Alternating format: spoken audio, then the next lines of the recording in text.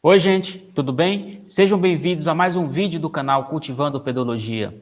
Hoje nós vamos ter uma conversa super bacana com o professor Milton Campos, que entre os anos de 2006 e agosto de 2020 foi professor na Universidade Federal do Amazonas e hoje ele é professor na Universidade Federal da Paraíba. E durante esse período na Universidade Federal do Amazonas ele se tornou, um expert no que nós chamamos de terra preta de índio. E hoje ele vai conversar com a gente falando sobre esse tema. Então, fica aí que a conversa está muito bacana. Roda a vinheta.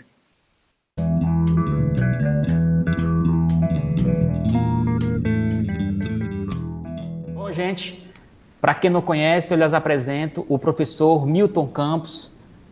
Professor, muito obrigado por ter aceitado o nosso convite. Eu tenho certeza que os assinantes do nosso canal vão gostar muito dessa nossa conversa.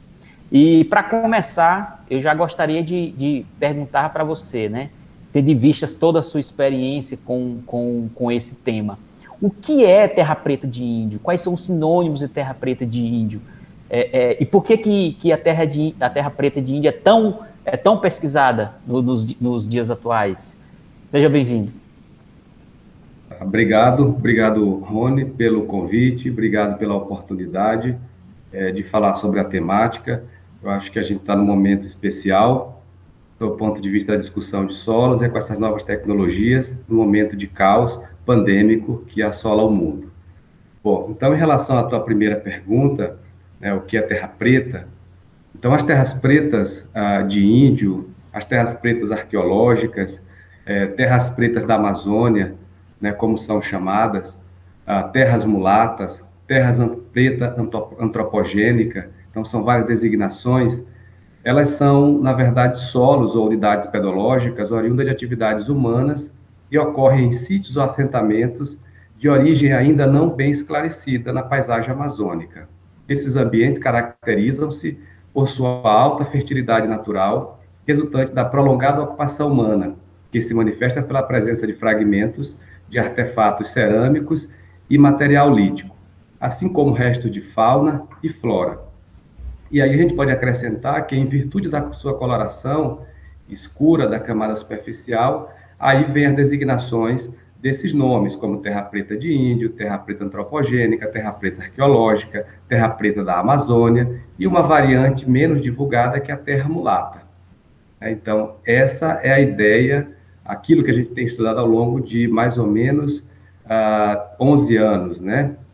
Quanto à origem dessas terras pretas, é motivo de muita controvérsia entre os pesquisadores, os cientistas, todos nós que fazemos parte dessa comunidade. Mas a hipótese mais bem aceita é o que o seu aparecimento deve-se à atividade humana, provavelmente as populações pré-colombianas que habitaram a Amazônia. E elas, em função das suas atividades, originaram ou criaram as terras pretas de forma não intencional. Essa é, teoricamente, a teoria mais aceita. Mas, de qualquer forma, gera uma série de dúvidas, né? Uma série de questionamentos em relação à formação. Se elas foram oriundas de uma mera ocupação humana, no seu ponto de vista da não intencionalidade, ou se elas, de fato, foram formadas de maneira intencional.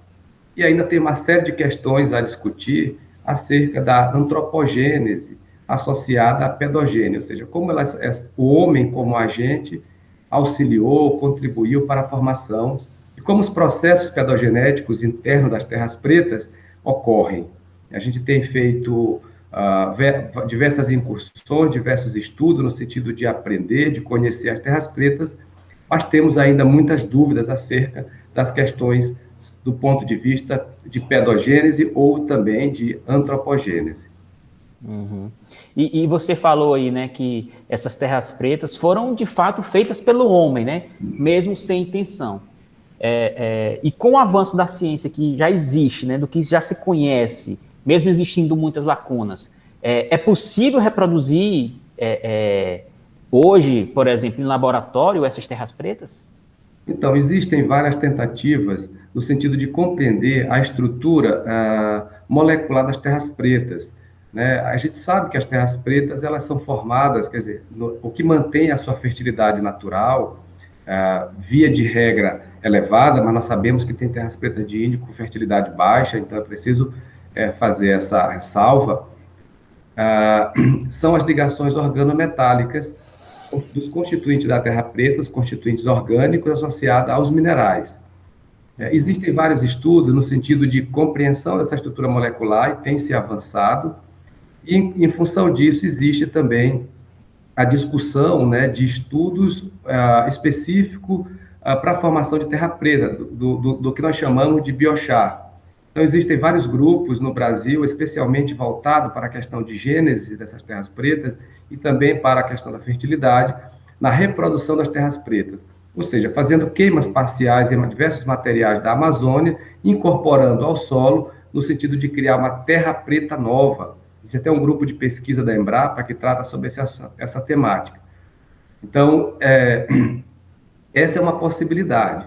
Então, não se sabe ao certo se esses resultados, eles indicam, na verdade, eles indicam para uma possibilidade de criação de uma terra preta.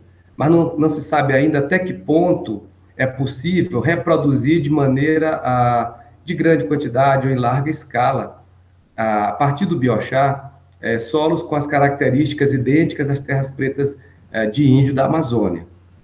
Existe um caminho, existe uma indicação, mas os estudos ainda estão bem recentes, estudos ainda preliminares, eu diria. Uhum. E essa terra preta, até hoje, ela só foi encontrada na região amazônica? Olha, o que se sabe em relação às terras pretas, que sim, nós temos outros indicativos em outras regiões, mas que elas têm mais um perfil arqueológico do que um perfil voltado para essa característica específica de solo escuro da Amazônia, né? Então, quando eu falo Amazônia, eu quero me referir à Amazônia no continente sul-americano, não especificadamente ou somente no Brasil, mas na Venezuela, no Equador, na Colômbia, Bolívia, que tem manchas desse tipo de solo. Uhum. E hoje esses solos, eles são enquadrados dentro de ordens já existentes dentro do nosso sistema de classificação. Na sua opinião, esse tipo de solo merece uma ordem específica só para eles? Então, veja bem,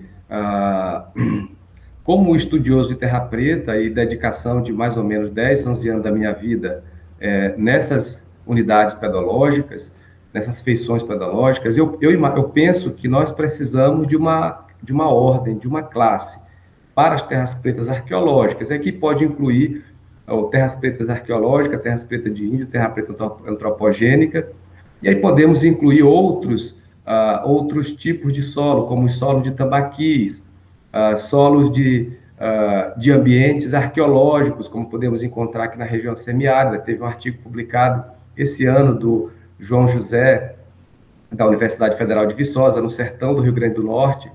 Então, eu penso que os solos, os antropossolos ou os solos antropogênicos necessitariam de uma nova ordem dentro do CIBIX. Nós sabemos que esse é um sistema interessante, é um sistema aberto, mas a simples criação de uma ordem não necessariamente é algo simples, é algo complexo, porque você tem que pensar nas ordens, nas subordens, nos grandes grupos e subgrupo. E aí pensando somente no quarto nível categórico. Então, é uma tarefa complexa e difícil que começaria pelo mapeamento, pelo levantamento de todos os perfis ou de todas as informações sobre as terras pretas, para que pudéssemos ou para que possamos ter um levantamento de quais são as características dominantes das terras pretas, incluindo aí os sambaquis e esses outros tipos de solos, não somente as terras pretas específicas, para formar uma ordem. O WRB, que é o sistema da FAO, interessante, ele já contempla um horizonte prétic, e que já caracteriza, já consegue colocar na ordem dos antropossolos, dentro do WRB, as terras pretas de índio. Entretanto, o próprio WRB, ele precisa de ajuste considerando as nossas feições pedológicas de terra preta, porque o limite que eles estabelecem é um limite diferente da existência das nossas terras pretas, ou seja, talvez apenas 30% ou 40% das terras pretas mapeadas, elas se adequariam ao WRB.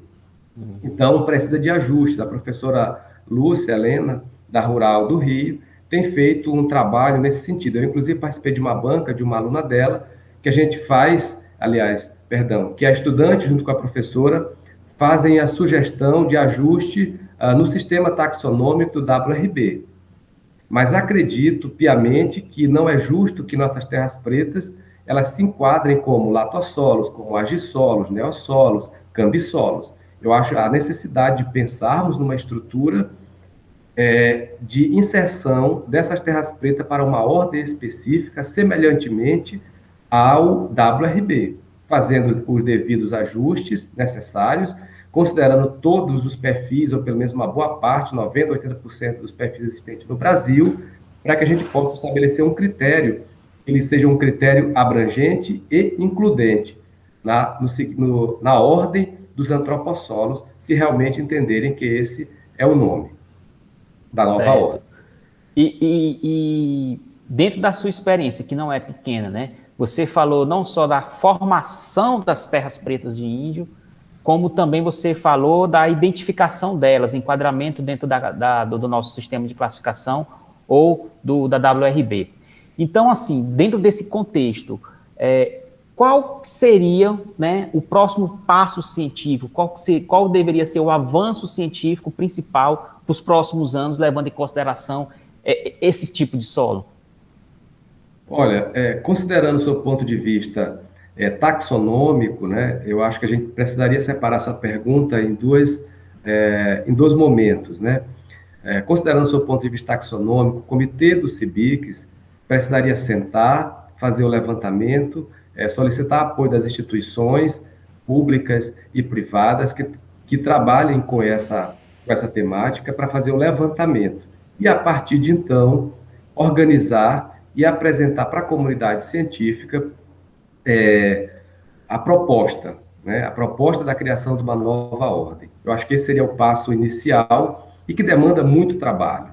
Em relação à questão dos estudos, mais à frente, onde nós podemos avançar nas terras pretas, eu apontaria o primeiro ponto, e que por mais que eu tenha trabalhado esses 10 anos, 11 anos da minha vida dedicado às terras pretas, penso eu que nós precisamos ainda continuar o processo de mapeamento e de conhecimento dessas terras pretas. Eu estive trabalhando no sul do Amazonas por 14 anos e fiz um levantamento de 22 sítios arqueológicos, que eram 22 assentamentos pré-colombianos. Então, assim, são manchas. Mas conversando com os locais e mostrando a identificação, que eu normalmente uso, junto com os produtores rurais, tem fragmentos cerâmicos nas tuas áreas, nas áreas de terra pretas. Então, eles levantam muito mais que isso. Então, a gente precisaria conhecer mais, identificar mais, aumentar o nosso banco de dados de terra preta, né? A profundidade desses horizontes, eu consegui encontrar até 60 centímetros, mas tem sítios próximos a Manaus de 2 metros, então a gente consegue perceber uma variabilidade muito grande. Outro aspecto importante é que todas as áreas que eu identifiquei de terra preta estão sempre associadas a corpo de água, ou a partes mais altas, mas a literatura traz para nós, o trabalho do Miranda, de 2018, 2019, mostra que em ambiente de várzea você também encontra terras pretas enterradas. Então, acho que o primeiro parâmetro, o primeiro ponto, e talvez aquilo que precisaria ser investido muito mais tempo, demandado muito mais tempo, seria identificação de novos locais, mapeamento de novos locais, para que nós possamos conhecer essa diversidade que não está posta para nós, ou está posta na natureza, mas nós desconhecemos. Então, penso que esse seria o primeiro importante. O primeiro ponto é importante. Um outro aspecto que eu considero também, como seria uma perspectiva de futuro, é conhecer mais as características das terras pretas. Que características específicas seriam essas? Conhecer aspectos molecular desse carvão, como é que acontecem essas conexões dessas ligações organometálicas. Nós conhecemos os padrões tradicionais para quaisquer outros tipos de solo. Mas como é que funciona a terra preta? Qual a complexidade da estrutura molecular? São estruturas aromáticas, não aromáticas, acíclicas, alicíclicas? Como é que é isso tudo? Então, essa estrutura a gente conhece pouco. Eu falo um pouco mais por mim, pela minha experiência. investigar mais a fundo os processos pedogenéticos que ocorrem nas terras pretas, considerando a gênese específica de cada local, de cada ambiente. Se eu estou num ambiente mais alto, tem processos pedogenéticos diferentes de ambiente de várzea, por exemplo. Então, acho que a gente precisaria dedicar um pouco mais de tempo, como perspectiva de futuro, nessas investigações. Eu acho que esse é um dos caminhos. O outro ponto importante é associar junto com a antropologia e com a arqueologia. Então, nós, como cientistas de solos, precisamos estreitar as relações com essas duas áreas do conhecimento, porque o pesquisador, o antropólogo e sociólogo vai nos ajudar a compreender que povos habitaram esses ambientes, em que tempo que eles estavam presentes, quais são as marcas desses povos, no sentido de deixar registros nos artefatos e fragmentos cerâmicos, né? Qual a característica deles? Eram nômades? Não eram nômades? Ficaram muito tempo nesses ambientes? Não ficaram? Eram populações ou etnias densas ou não eram densas? Então, essas questões, elas estão postas ainda para que a gente possa investigar isso. Então, assim, eu penso que, talvez, considerando mapeamento, distribuição, mas a associação com outras áreas do conhecimento, da ciência, eu acho que a gente pode avançar muito mais para compreender esse complexo e dinâmico ambiente que são as terras pretas arqueológicas, as terras pretas de índio, que eu costumo usar agora, as terras pretas de índio, né? Parece um termo mais abrangente. Então, eu acho que é nessa perspectiva que nós podemos avançar mais. Quais são, o que vai implicar na formação dessas terras pretas, no sentido de ter um horizonte mais profundo? Essa matéria orgânica realmente ela vai descer ao longo do perfil, né? Eu já percebi, por exemplo, encontrei que dependendo do tipo de solo, nós temos blocos, né, dentro do solo, é como se fosse, como se descesse substâncias úmicas em grande quantidade e nas lacunas internas formassem bolas, né, de matéria orgânica acumulada. Então, tem um processo aí de translocação, processo pedogenético importante e que a gente ainda conhece pouco. Entrar um pouco na área de micromorfologia, né, para conhecer um pouco mais sobre população, né, mas sobre costumes, sobre hábitos desses povos que habitaram a Amazônia. A micromorfologia é possível que dê respostas para nós nesse sentido. Já existem alguns trabalhos, como o trabalho do Lima, né, um trabalho importante da região, e que ele fez, tomou amostras para fazer análise micromorfológica. Então, eu penso que existe um campo ainda grande para explorar, sob o ponto de vista de pedogênese, mas também sob o ponto de vista de associação da pedogênese com outras áreas do conhecimento, como arqueologia e antropologia. E você teria uma sugestão ou sugestões para aquela pessoa que quer começar hoje a entender mais sobre terra preta de índio? Por onde ele deve começar? Qual livro, qual artigo? Qual sugestão você daria? Olha, eu sugeriria inicialmente o capítulo do Tópicos em Ciência do Solo de 2005, que é da Dicey Kern e do professor Kampft. Então, acho que esse capítulo ele é a base para quem está começando, né? Porque ele tem, inclusive, um sistema de classificação sugerido no próprio livro. Mas a ideia de compreensão, de entendimento, de ocorrência, de distribuição, de características físicas e químicas do solo, acredito que esse é o texto básico. Além desse texto base, tem vários artigos, e aí eu poderia citar os artigos do Lima, que é o professor Edinaldo Lima, da UFAM de Manaus, tem dois artigos espetaculares, e depois tem os nossos trabalhos, tem um trabalho do Cunha, né, da Embrapa, que também é muito bom, foi um dos primeiros artigos que eu li, iniciando os estudos de Terra Preta em 2007, 2008, e aí tem um trabalho nosso de 2011, publicado na Bragância, tem um trabalho da RBCS, publicado na Revista das Ciências do Solo, de 2013, e tem um de 2018, né, do Santos, que são, assim, artigos interessantes. Existem outros trabalhos, Rony, com outra tônica, que não somente pensando na Terra Preta, sob o ponto de vista da pedogênese, sob o ponto de vista do mapeamento, da classificação, mas sob o ponto de vista de emissão de efluxo de CO2, com o seu ponto de vista de comparação com terras não antropogênicas, com estoque de carbono, né, com variabilidade espacial desses atributos, né, atributos físicos e químicos. Temos com erodibilidade do solo em ambiente terra preta, mais recentemente com suscetibilidade magnética em ambiente terra preta. Então, assim, nós temos uma diversidade de trabalhos que eu poderia citar e depois eu posso te passar, mas eu diria que o texto inicial para ler é o capítulo do Tópicos em Ciência do Solo, do Nestor Kampf e Disse Kern, de 2005.